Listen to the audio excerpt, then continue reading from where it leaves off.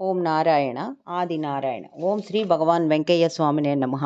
గురుబంధువుల రూపంలో ఉన్న సద్గురునాథులకు నా ప్రణామములు.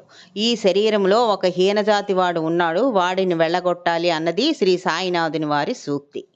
మాలా మాదిగా జోగి జంగం వాళ్ళు లేకుండా చూసుకో అని అవధూత శ్రీ భగవాన్ వెంకయ్య స్వామి వారి బోధ. అందరికీ పంట పండించాను, దొంగలు పడకుండా చూసుకోండి అన్నది అవధూత శ్రీ భగవాన్ వెంకయ్య స్వామి వారి ఉద్బోధ. ఈ సూక్తులకు ఆచార్య శ్రీ ఎక్కిరాల భరద్వాజ మాస్టర్ గారి వివరణ ఇలా ఉంది. ఒక్కొక్కసారి తాత్కాలికంగా ఆయన గురుభక్తి ఉదయిస్తూ ఉంటుంది. అది ఎలా అంటే, మనం కష్టాల్లో ఉన్నప్పుడు మనకు ఎవరో శ్రేయోభిలాషులు చెప్పినప్పుడు కానీ, లేదా జిజ్ఞాసతో కానీ సద్గురువు గురించి తెలుసుకొని పూజిస్తూ ఉంటాం. అప్పుడు తాత్కాలికంగా ఆయన గురుభక్తి మనలో ఉదయిస్తుంది.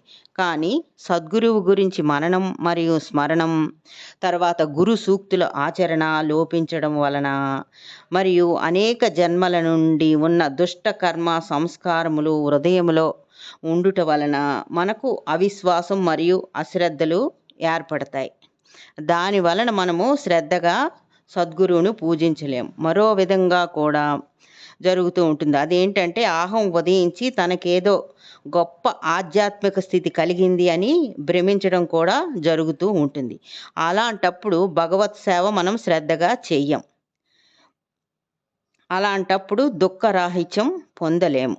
ఇదే శ్రీ సాయినాథులు వారు చెప్పిన హీనజాతి వాడు, అవధూత శ్రీ భగవాన్ వెంకయ్య స్వామి వారు చెప్పిన మాలా మాదిగా జోగి జంగం వాళ్ళు దొంగలు పడకుండా చూసుకోండి అని చెప్పడం.